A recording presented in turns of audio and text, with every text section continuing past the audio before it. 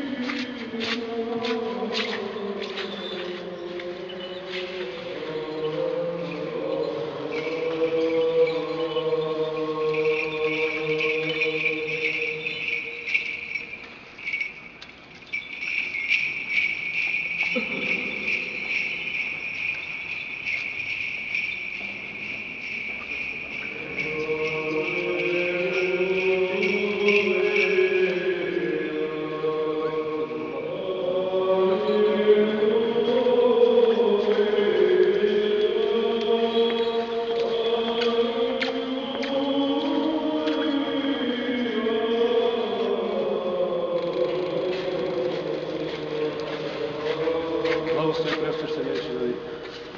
Да ја исполниме нашата вечерна молитва пред Господа.